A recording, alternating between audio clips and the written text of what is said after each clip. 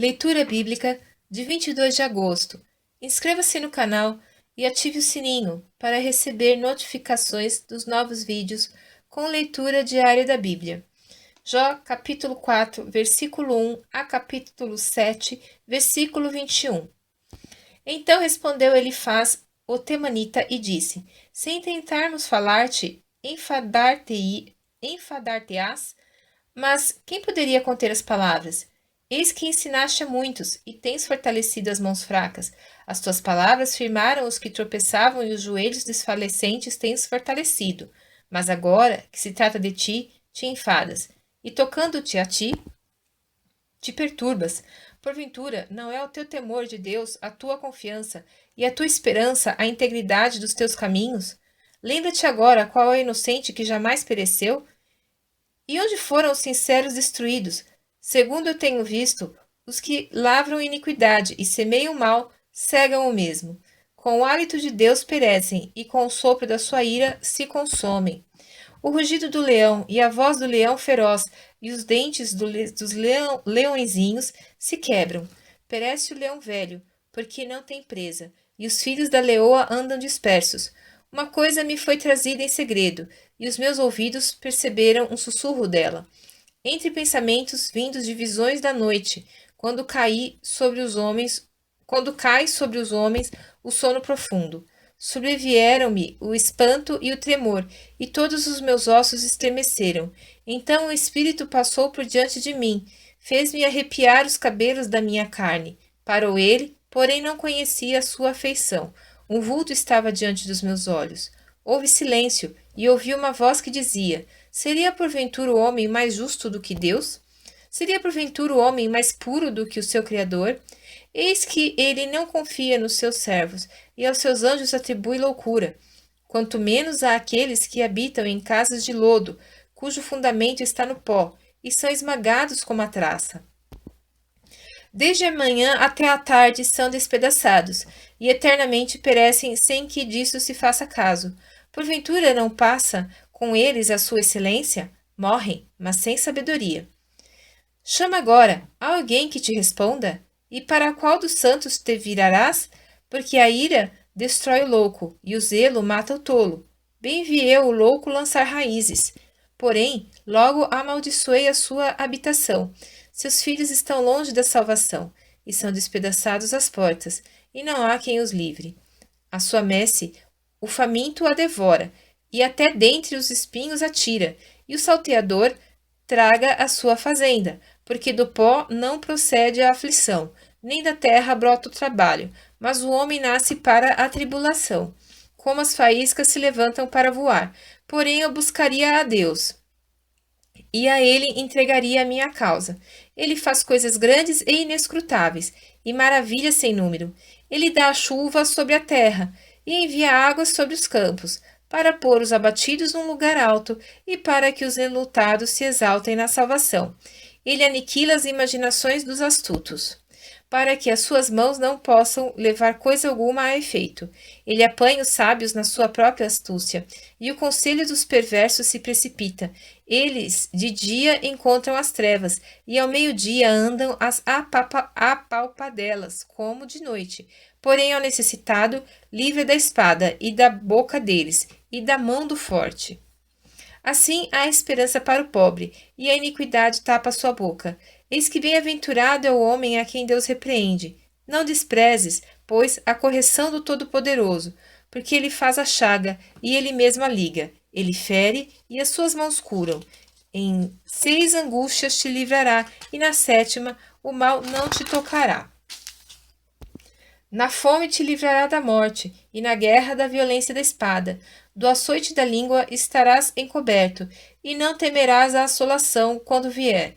Da assolação e da fome te rirás, e os animais da terra não temerás, porque até com as pedras do campo terás o teu acordo, e as feras do campo serão pacíficas contigo, e saberás que a tua tenda está em paz, e visitarás a tua habitação, e não pecarás. Também saberás que se multiplicará a tua descendência e a tua posteridade como a erva da terra.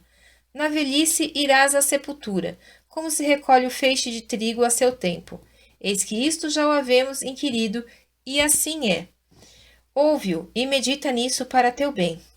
Então Jó respondeu, dizendo: Ó, se minha mágoa retamente se pesasse, e a minha miséria juntamente se pusesse numa balança, porque, na verdade, mais pesada seria do que a areia dos mares. Por isso é que as minhas palavras têm sido engolidas, porque as flechas do Todo-Poderoso estão em mim, cujo ardente veneno suga o meu espírito. Os terrores de Deus se armam contra mim. Porventura zurrará o jumento montês junto à relva? Ou mugirá o boi junto ao seu pasto? Ou comer-se-á sem sal o que é insípido? Ou haverá gosto na clara do ovo?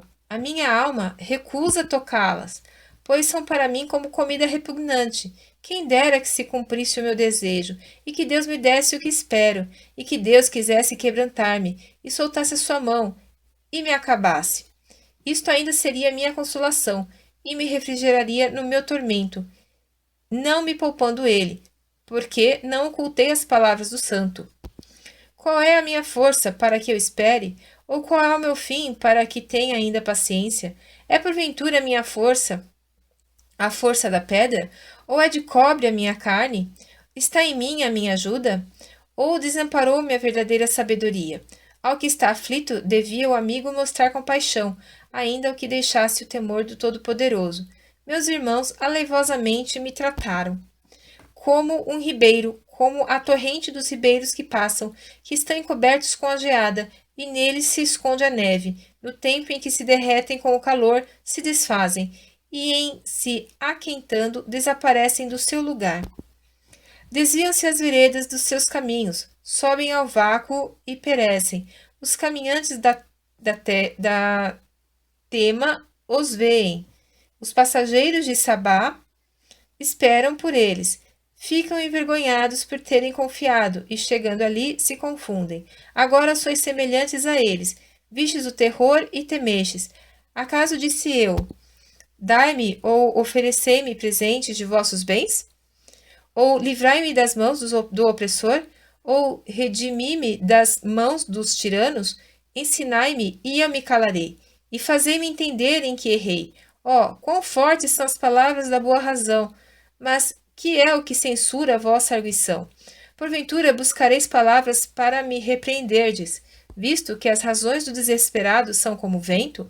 Mas antes lançais sorte sobre o órfão, e cavais uma cova para o amigo. Agora, pois, se sois servidos, olhai para mim, e vede se minto em vossa presença. Voltai, pois, não haja iniquidade. Tornai-vos, digo, que ainda a minha justiça aparecerá nisso. Há, porventura, iniquidade na minha língua?